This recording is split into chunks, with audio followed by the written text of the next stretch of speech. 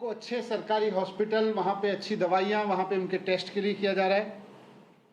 उनको बिजली, सस्ती बिजली, मुफ्त बिजली देने के लिए किया जा रहा है। तरह तरह की सुविधाएं देने के लिए किया जा रहा है।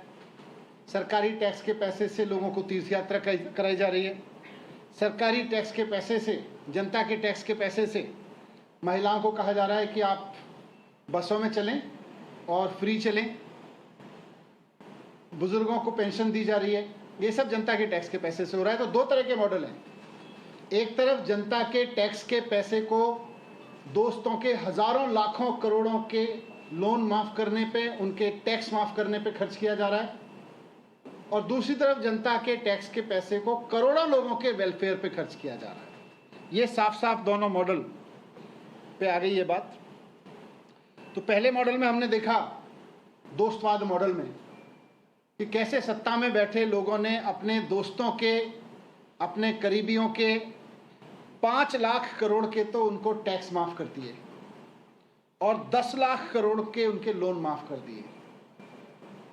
ये सत्ता में बैठे हुए लोगों के दोस्तों के हुए, आम जनता को नहीं मिला। इससे आम जनता को इससे कुछ नहीं मिला।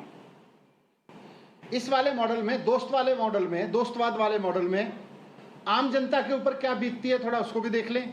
और मैं उम्मीद करूंगा कि देश की वित्त मंत्री इस ओर भी ध्यान देंगी कि आज देश में अगर कोई किसान अपनी किस्त ना चुका पाए लोन की, तो दोस्तवादी मॉडल की सरकार और उनके समर्थक जाके उस किसान की जमीन छीन लेते हैं, उसकी कुर्की कर देते हैं, उसका घर कुर्की कर देते हैं।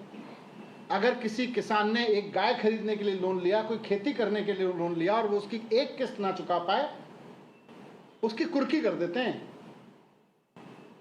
उसकी जमीन कब्जा लेते हैं। ये है इनका दोस्तवादी मॉडल। दोस्तों के 5 लाख करोड़ के टैक्स माफ, दोस्तों के 10 लाख करोड़ के लोन माफ, लेकिन एक किसान की किस्त माफ नहीं करते इस दोस्तवादी मॉडल में ये लोग। इस दोस्तवादी मॉडल का एक और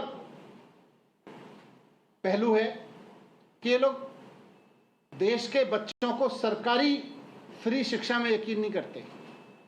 बात भले ही कितनी करते रहें, लेकिन इनका मॉडल है जमीन पे जो उतरा हुआ है, सरकारी स्कूलों को इतना बर्बाद कर दो, सरकारी स्कूलों को इतना घटिया बना दो कि उसके बाद सारे लोगों को अपने बच्चे प्राइवेट स्कूल में पढ़ाने पड़े, वो भी इनके दोस्तों को ही होते हैं। और फिर प्राइवेट स्कूल का बच्चा अपने 1 महीने की फीस ना दे पाए तो बच्चा कितना ही होनहार हो, बच्चे का भविष्य कितना ही उज्जवल हो, लेकिन